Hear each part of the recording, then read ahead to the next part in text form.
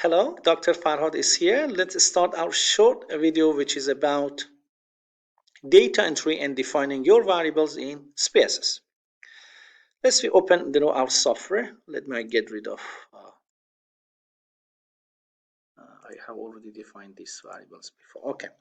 So if you look at your SPSS, in this SPSS we have two tab bar here. One is variable view and the other one is data view. Okay, variable view is the place where we are defining our variables. So we have to start with this part. Okay, variable view. If you refer to your questionnaire, let's say here in my questionnaire, which is composed of two sections. The first section is where I'm gathering all the information related to the demographic variable, and the second part is related to my independent, dependent, or let's say mediating variables, my continuous variable.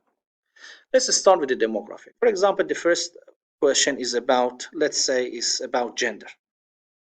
I will start with gender, so I have to define it here. Name is gender, the type is numeric, yes. Decimals, make it 0 to ensure that your data is remaining clean, and anyway I do not need any decimals for this analysis. So label nothing. Values, you define your values. So the value number 1, let me assign number 1 to female. I put F only here. You can even type female, doesn't matter. 2 male. Press OK. Then nothing to do with missing column align, but here in the measure, since I'm dealing with the categorical variable, we have to select nominal. Nominal is related to the categorical variable. Let's say the second demographic variable is about income. I write here income, again numeric. So you leave it as it is, like by its default numeric. Okay, make it 0, label nothing.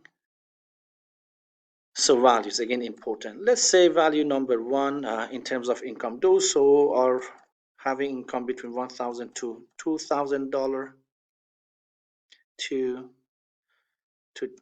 $2,001 to $3,000. Try to use the same interval. 3, those from $3,001 to $4,000, and 4, those who have income more than $4,000. Done. Again, here we have to select nominal because my variable is categorical variable. So you have to key in one by one whatever variables you have in your questionnaire. You have to define them in the SPSS. Okay, let's assume we have done with all. Let me give you one more example about continuous variable, or let's say about your independent and dependent variable. So my variable here is utilitarian consumption, which I have given only 11 questions to evaluate this variable. So I have to define all in my SPSS. So to expedite the process, so utilitarian consumption, I assign UTC again, as I said, to expedite the process of variable definition. UTC 1, meaning that okay, I'm referring to utilitarian consumption question number 1, this question. Okay, so again, numeric, decimals, I make it 0. Label, the label you can copy paste, or you can type the question which is assigned for UTC 1. Okay, so you can type the question you have provided for that variable, for that item, or leave it blank, no problem, since you have the question. So here the value, I have to define it. The value is started from strongly disagree. Again, I will define abbreviation to expedite the process of defining all the variables to speed up. 2, disagree. 3, somewhat disagree. It has to be tally with the likelihood scale that you have provided in your questionnaire. It should be exactly like this. You have to follow them, All right, 4, neutral. 5, somewhat agree. If you wish, you can type the whole, label. 6 agree, AG. 7 strongly agree. Just add, press OK, done.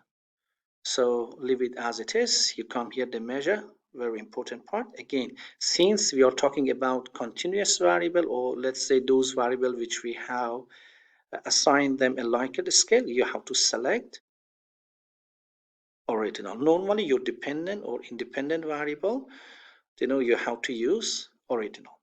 So the second question is, let's say utilitarian consumption, question number 2, the same procedures. Is a time consuming part of your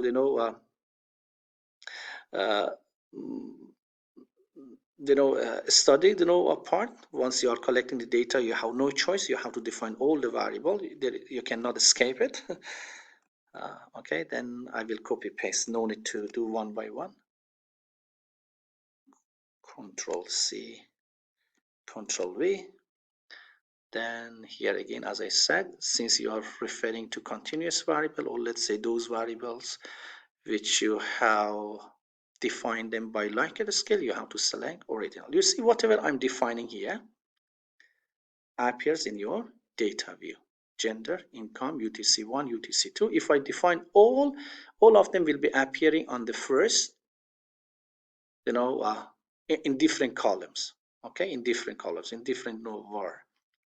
Okay, so the moment you finished, let's say you define all these things, all your questions, variable and items in your SPSS, then you can start to key in your data. Let's say you have collected all the questionnaires from your target respondent.